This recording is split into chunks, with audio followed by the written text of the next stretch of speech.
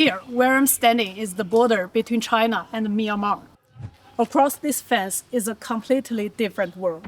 But looking at it, I can't help but ask, can a world really be divided just by a line?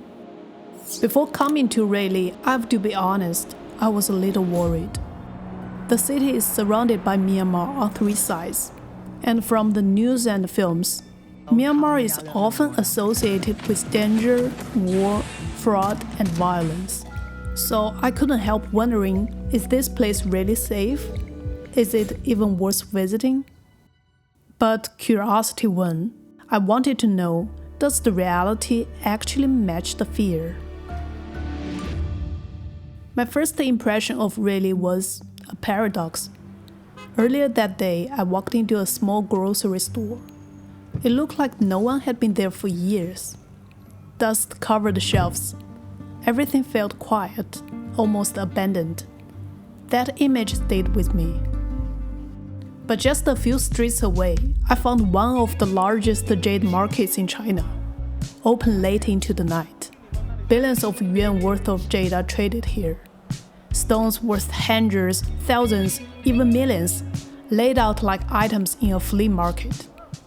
The cash flow in this one market probably beats the biggest shopping center in top-tier cities. The contrast was shocking.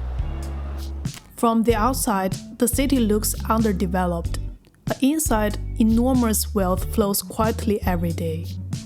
You really can judge this place by appearances. I came here thinking I would capture a clear contrast between two nations, but I was wrong. When I flew my drone and tried to find where China ended and Myanmar began, I couldn't tell. From the air, it was hard for me to see any difference at all. The border felt almost invisible. There is a famous spot here called One Village, Two Countries. For decades, this village was shared with no fences. Kids play on the same swing. One push forward, you were in China. Swing back, you were in Myanmar. Villagers even share the same well. But after COVID, tall fences went up.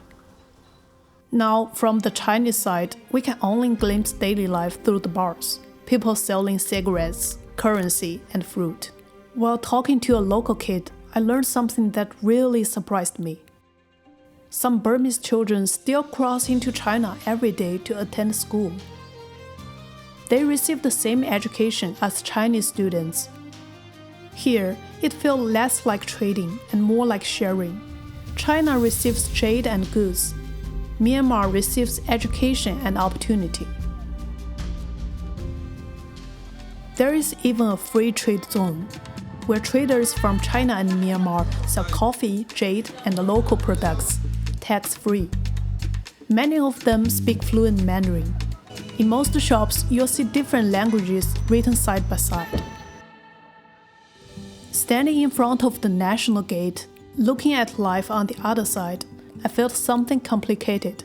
On one hand, I felt privileged, thankful to be born in a country with stability, resources, and opportunity.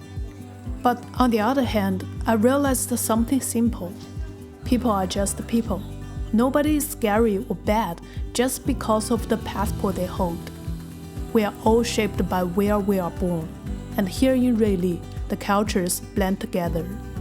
That evening, I drove to a high point to see the city at night. It was one of the most beautiful views of this trip. Borders may divide countries, but they don't divide people. They don't divide culture, and they certainly don't divide humanity. You might live a completely different life depending on which side of the fence you are born on. But I'm glad I came here, not to see the border between two countries, but to see how, in the ways that matter most, we are borderless. If you are interested in this Where China Meets Myanmar series, stay tuned for the next episode, where I visit the most laid-back city in the region. See you there.